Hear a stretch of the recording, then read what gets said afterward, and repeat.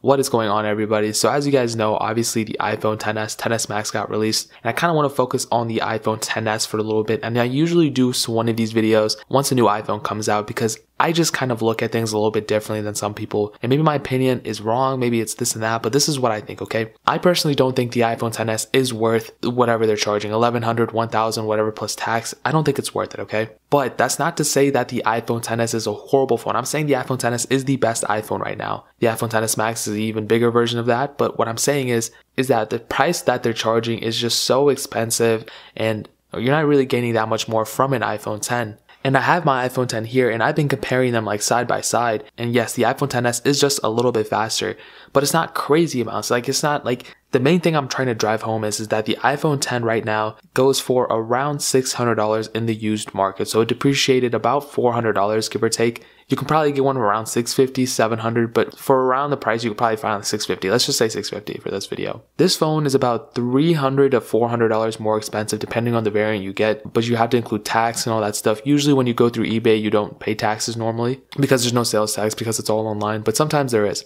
With that being said, I don't think the iPhone XS is worth the extra $300, $400 than what the iPhone X is going for. The main thing I can think of is probably the camera because you do have optical image stabilization on both and probably the new gold color. But I mean, in every other way, I just don't think it's that big of an upgrade. You're keeping pretty much the same thing, same body, same screen. They do say it's better, but I don't really see it being that much better. I think it's almost the same thing. And even the speed and opening speed, I'll go ahead and do a speed video. All right, I wasn't planning on doing it, so it might not look that good and it's not really planned out, but let's just do a quick speed comparison between these two just to show you guys that there's really not that big of a difference between these, okay? Let's go ahead and open the camera. 3, 2, 1. It's like, obviously it's faster. You do have an extra gigabyte of RAM on the iPhone XS, but still, like, it's not crazy amounts of fast. Let's go and open the App Store. 3, 2, 1. Maybe a little bit faster.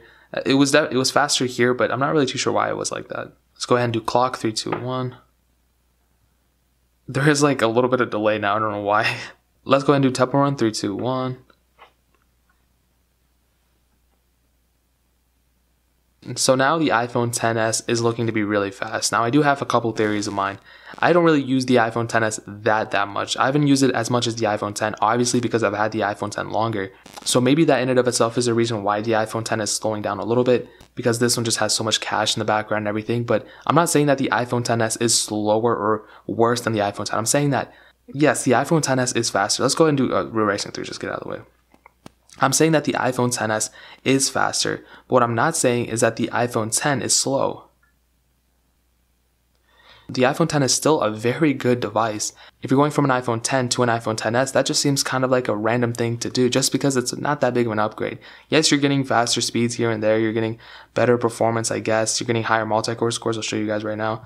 I think I had about 200,000, 205,000, 345,000 on here. Yes, the phone is faster. But the question is it $400 faster? Is it worth $400 more? Because you can do a lot with $400. You can take your girl out on a date. You can take your mans out to lunch or whatever. And in this case, I don't really see it. I don't really think the iPhone X is slower or much worse of a phone to an iPhone XS. And I'm not one of those people that it's like, oh, the phone looks the same, so it's worse or this or that, so it's not worth it. Because I think the upgrade from the iPhone 6 to the 6S was a humongous upgrade. Even though they look almost exactly the same except for the color for these two, the 2 gigabytes of RAM on the iPhone 6S, the Force Touch, all those things was a huge improvement. And I know a lot of people said, oh, there's not that big of an improvement, all that stuff. And it all had to go with the looks. A lot of people didn't like how it looked the same. But I do think the iPhone 6S is worth the extra money than the iPhone 6.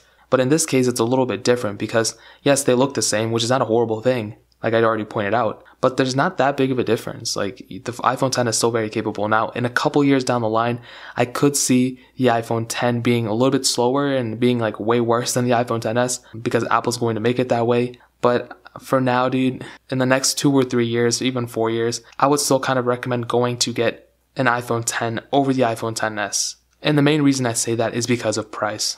And so the whole synopsis of this video is, before you go out and get an iPhone XS, before you pay the premium of owning the latest and greatest, I would say look at some used prices for the iPhone X. See if you're okay not having an extra 1 gigabyte of RAM or having one camera that's optical image stabilization, or the IP68 dust and water resistance versus the IP67 dust and water resistance. There's key differences. The iPhone XS is better, but I don't think it's worth the extra $400. And another slight thing I want to point out too, They both have the same glass. Apparently the glass is a little bit harder to break on the iPhone XS, and even that, I would still recommend getting a case. You should never go caseless, I think. I think eventually they're going to make some sort of case that like snaps on but still keeps the type of texture. I don't know. There's probably already something like that. But in terms of both of these, the camera is probably the main upgrade. And if you're somebody who takes a lot of zoomed in photos, if you're somebody who takes a lot of videos from a distance and everything like that, the iPhone XS camera is going to do you better because the second lens does have optical image stabilization. And what that allows you to do is that if you're at a distance and you zoom in a lot or you want to zoom in a lot, it automatically stabilizes that footage if you're zoomed in a lot. Versus on the iPhone X, if you're zoomed in into a photo or video or anything like that, you will see yourself losing some quality, mostly to do with the optical image stabilization. But even in that case, I mean, you're only losing a little bit. It's not like crazy amounts. But if you're someone who's a photographer or planning to do a lot of photography, then it makes sense to get an iPhone XS a little bit more. But even that, I mean, it just doesn't seem like it's that big of an upgrade. I mean, I'm not even talking about in terms of body, like I said, guys. And that in and of itself is a reason to boycott Apple. No, I'm just kidding, guys. Don't boycott Apple. They're a great company. But that is enough for today. That is my rant. If you have an iPhone 4 or an iPhone 5 or an iPhone 6 or whatever, go and upgrade to an iPhone X. Save yourself hundreds of dollars and use that money and donate to charity. If you have any questions or anything, leave it down in the comment section below. Hit that like button, but definitely hit that subscribe button.